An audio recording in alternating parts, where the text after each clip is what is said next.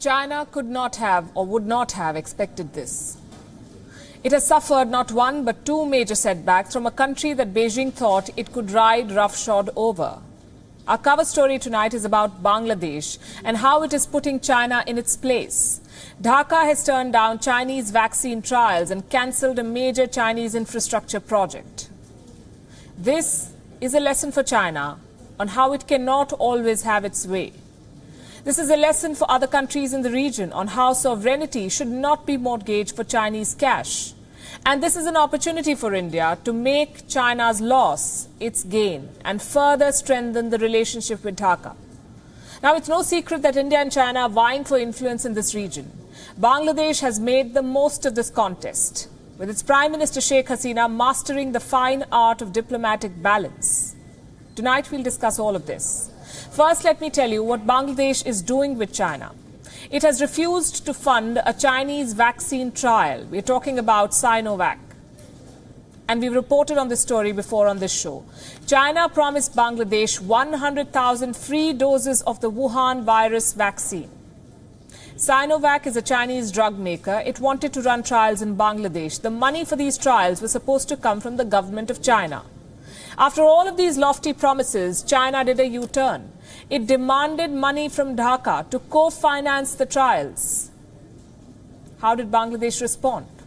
In kind. It has rejected China's offer and shown Sinovac the door. Here is what the Health Minister of Bangladesh said, and I'm quoting, "A country's job is done when it approves the clinical test of a vaccine. They never asked for co-funding when they sought approval for the trial. This is not a contract we have with the Chinese government. This is a private company, and we cannot have a co-funding arrangement with a private company." Well, China may not understand this because they don't get the difference between public and private.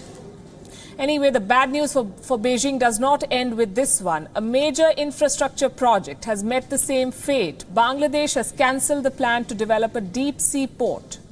China wanted to build one here at the Sonadia Island, off the southeastern coast of Bangladesh. Now, reports say India had opposed this project because such a port in Chinese hands would have posed a security and strategic challenge to India, given its location in the Bay of Bengal and proximity to India. The deep-sea port was first proposed in the year 2006. China agreed to finance this project and build the port. But Bangladesh never went ahead with it. It formally revoked the Sonadia Deep Sea Port Authority Act in the month of August, a law that would have facilitated the construction of the port. Dhaka has junked the law and it has terminated the project. This is a geopolitical win for India and its allies. Why? Because Bangladesh will now build a deep sea port not with the Chinese but with the Japanese. In fact, the work has already begun. The deep sea port will be constructed at Matarbari. That is 25 kilometers away from Sonadia. The port will be funded by Japan. It is expected to be completed by 2025. And with this move, Bangladesh has shown that it won't be dictated by the Chinese. It will accept Chinese investment on its own terms and not expose itself to the debt trap. And this, by the way, has been the pattern. China has moved aggressively to finance projects in Bangladesh, and Dhaka has borrowed cautiously. Two reasons why.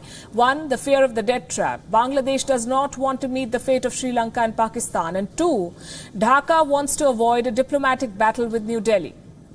China has been trying to surround the Indian subcontinent with a network of ports. Bangladesh was a part of that plan. While India still needs to do more to neutralize the string of pearls threat, for now, it seems like Dhaka wants to avoid falling into China's sphere of influence, and that's good news. Thank you for watching Gravitas on WION's YouTube channel. If you want to stay up to date with what's happening around the world, then subscribe to our channel and don't forget to like and share. Thank you very much for watching. WION, World is One.